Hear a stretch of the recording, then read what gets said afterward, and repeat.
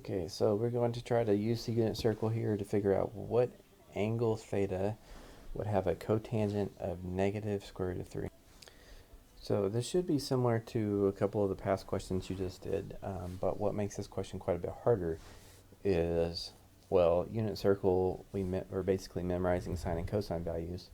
It's not too much work to get tangent values out of those, but then it's a whole nother step to get cotangent values out of those.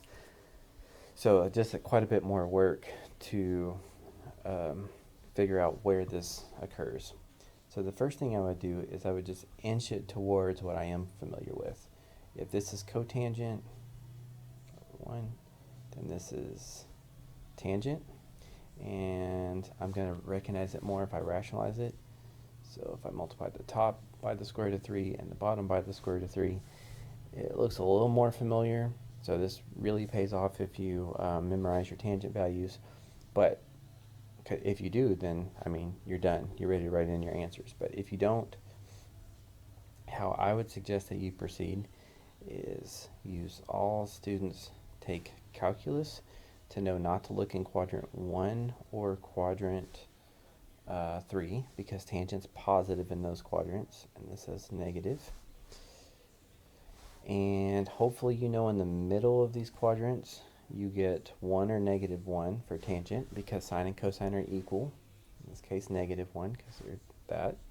If you don't, then do sine divided by cosine and see that it doesn't give you what you want. And then the next thing I can suggest is, if you don't know these, have them memorized, is just try one of them. So let's try this one. You've got to think about its location.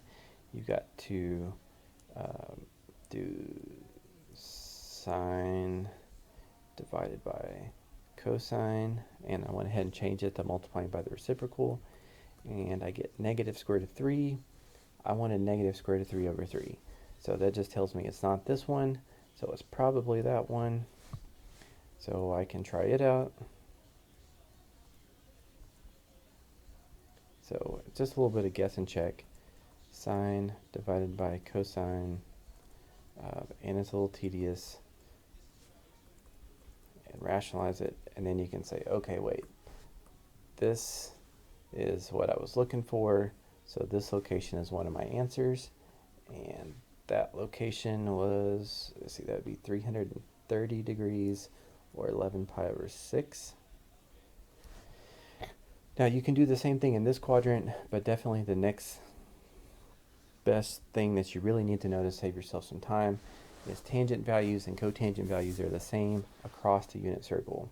So if I go directly across 180 degrees, this location, 150, 5 pi over 6, will have to have the same tangent value. Of course, if you have any doubt in that, you could always do sine divided by cosine to confirm that you were right.